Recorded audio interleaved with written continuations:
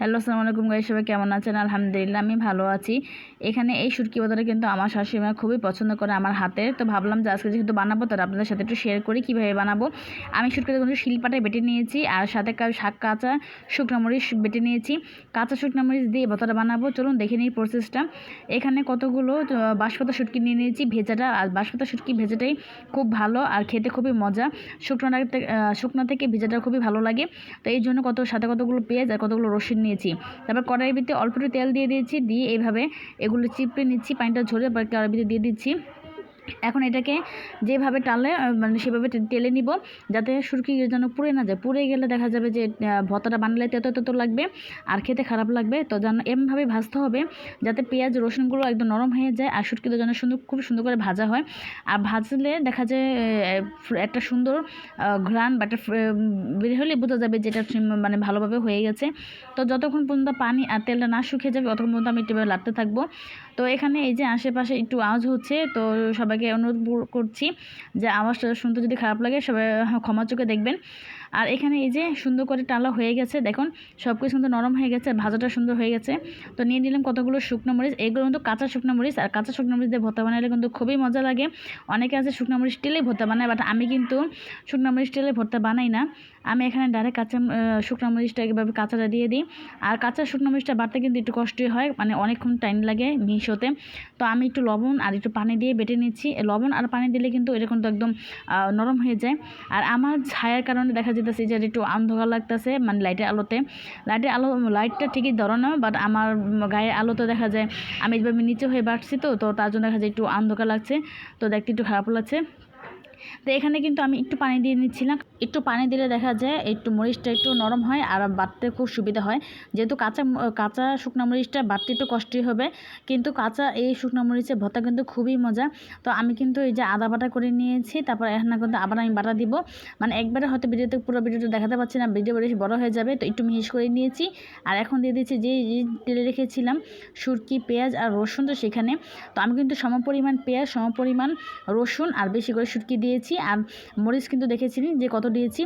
অতিরিক্ত মরিচ দিলে কিন্তু ঝাল লাগে, তো অতিরিক্ত মরিচ দেবো না, আমি মরিচ কমিয়ে দিয়েছি, ঝালটা কম থাকবে আর শুটকির একটা আলাদা ফ্লেভার বা স্বাদ সেটা পাওয়া যাবে।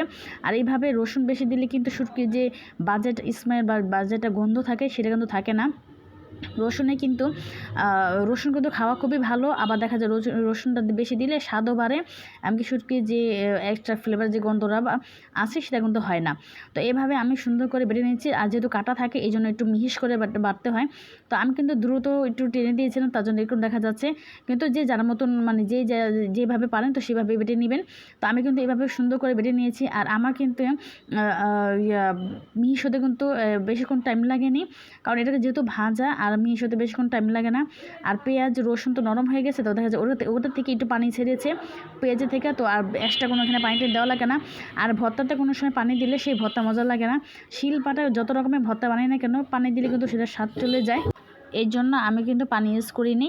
তো আরেকটু লবণ লাগবে, দেখেছিলাম যে আরেকটু লবণ লাগবে, তো আরেকটু লবণ দিয়ে খুব ভালো করে মিক্স করে নিচ্ছি।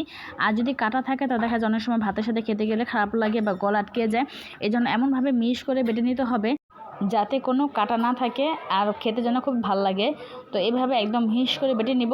আর পেঁয়াজ রসুন ভাজার পরে যে সুন্দর একটা ফ্লেভার বের হয় সেটা কিন্তু একদম অসম্ভব, মনে হয় যে ভর্তা এখনই খেয়ে ফেলি। আর পেঁয়াজ রসুন ভাজার পর যখন এটাকে মানে পাটায় যখন বাটা হয় তখন অসম্ভব একটা ঘ্রাণ আসে, তো মন থেকে একদম এখনই মনে খেয়ে ফেলবো এরকম একটা ভালো লাগতেছে। তো দেখে কিন্তু খুবই ভালো লাগছিলো। আর এখানে কিন্তু হয়তো লাইটের আলো তেমন দেখা যাচ্ছে, কিন্তু ভর্তাগুলো দেখতে কিন্তু খুব লাল টকটকা হয়েছিল আর খুবই ভালো হয়েছিল। আর লাস্টে কিন্তু আমি কিছু পেঁয়াজ কেটে রেখেছিলাম, এই যে আমি এটাকে আদা বাটা করে নেব। আর আদা বাটা যে পেঁয়াজের যে মজাটা সেটা কিন্তু আপনি না খেলে বুঝবেন না। আর শুটকির সাথে আমরা সবসময় এই আদা বাটা পেস্টটা দিই, পেস্টটাকে আদা বাটা করে আর উপরে শুধু একটু দিয়ে এভাবে বেটে নিব হালকা করে, বাস হয়ে গেছে। এই ভর্তা দিয়ে কিন্তু গরম ভাত দিয়ে খুবই ভালো লাগে। আর মোটা চালের ভাত বলেন, দেশের চালের ভাত বলেন, লাল চালের ভাত বলেন, ওইগুলোর সাথে কিন্তু এই ভর্তা কিন্তু খুব ভালো যায়। আবার যদি খুদে ভাতের সাথে যদি এরকম একটা ভর্তা হয় তা কিন্তু অসম্ভব মজা লাগে। আমরা প্রায় সময় খুদে ভাত রান্না করি, এইভাবে ভর্তা বানিয়ে খাই। তো আমাদের মোটা চালের সাথে মানে মোটা চালের ভাতের সাথে ভর্তাটা খাবো গরম গরম, খুবই মজা লেগেছিলো আর খুবই ভালো লেগেছিলো। তার জন্য ভালো আপনাদের সাথে শেয়ার করি। এই যে আমার ফাইনালি ভর্তা বানানো হয়ে গেছে। তো কেমন হয়েছে সবাই জানাবেন, এটা লাইক দিবেন, সাবস্ক্রাইব করবেন প্লিজ, সবাই কমেন্ট করে জানাবেন। আল্লাহ হাফেজ।